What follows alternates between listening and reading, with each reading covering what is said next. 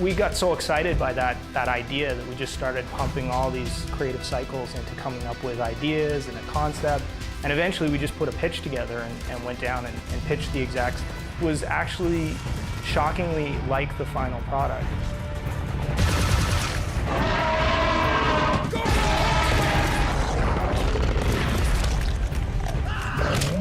They loved what we proposed and they gave us the gig. So it's a huge opportunity for us as Turok fans. Vancouver-based Propaganda Games successfully convinced the executives at Touchstone that they were the right developer for the job.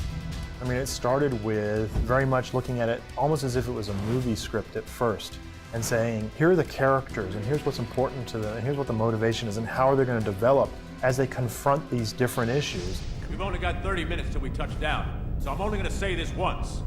Our target is Roland Kane, leader of the legendary Wolfpack.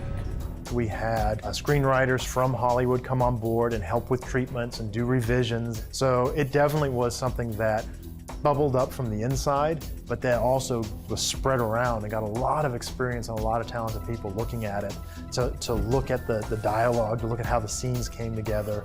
This near-future reimagining of the franchise places the gamer in the role of Joseph Turok.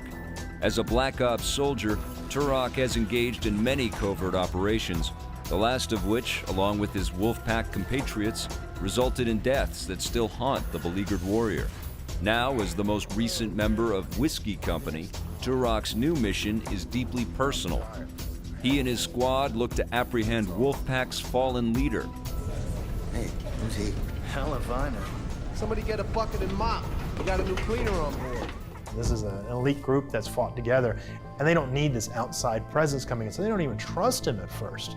And when you're tossed out into a hostile environment that you're trying to survive, trust is really, really important. Turok's here to help us track Kane down. He's a former member of Wolfpack. Yeah, before he screwed him over. Blade, cannon! He can't be trusted.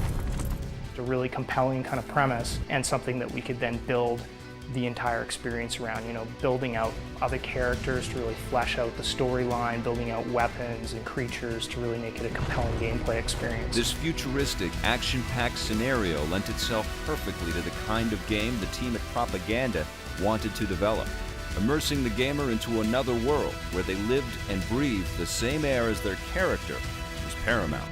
That was so important to us, that this be a story that you get to live, that is not just a bunch of isolated plot points and a bunch of combat in between. You know, these aren't just guys that are on a mission trying to achieve one thing. These are individuals that are reacting in different ways and sometimes being confronted by terrifying things that makes them lose their cool. Crap. A great story does not necessarily make for a great game, especially when it comes to an action title like Turok. The developer had to take into account the interactive elements that will keep players involved and on the edge of their seats.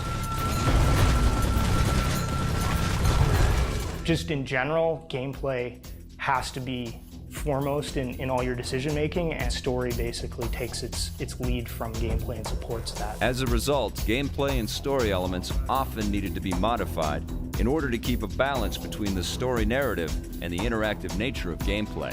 We've actually gotten together as a group and said we don't like this part of the game, and design leads come down and say, well, what can we do to make it better? A lot of times, yeah, they're totally open to feedback and to changing things. Once the team had settled on the design and gameplay elements in Turok, the concept artist stepped in and began to flesh out ideas. Our artists, they're amazing. They're off the hook and they created something which is incredibly beautiful, and I really think that when the game comes out, people are going to say the same thing. You know, you're throwing ideas at the wall and seeing what sticks, so you get like the most amount of coverage. You get to do tons of different things all the time. Yeah, I would say offhand, I'd probably made around 300 to 350 paintings. The artists at Propaganda didn't work alone, however. Artists worked alongside designers or producers to better understand what elements the team needed. A producer will come up to you with a brief, a creative brief for, you know, say a vehicle or a character or something like that. You would, you know, then concept out some ideas and then present it back to a group and sort of try and sell your ideas to that group. What ends up in the final product and what makes it so great is a collaboration between all of the people that are involved. Every conceivable detail began as a drawing of some sort, whether it was a thumbnail sketch of a piece of equipment a colorful painting of a landscape, or a detailed schematic of a weapon. It fell on the shoulders of the guys in this room. It was here that the team honed the visual and atmospheric style of the game. So what we wanted to do is take our jungles and make them scary. So we took a lot of inspiration from artists like Frank Frazetta, try and get that very swampy, misty, damp feel to the jungles, and try and make them very claustrophobic. We wanted to make sure that our environments really gave the AI a chance to shine. Like much of the development process, collaborative efforts figured prominently with the concept artists and their work.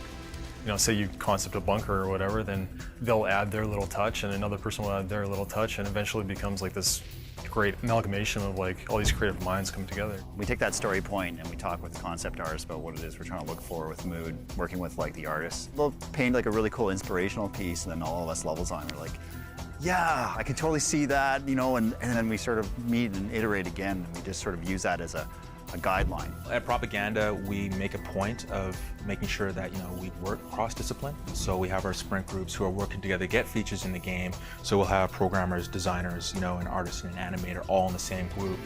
Through it all, the team at Propaganda Games worked together on every aspect to ensure an end result that everyone was happy with and that everyone had a stake in.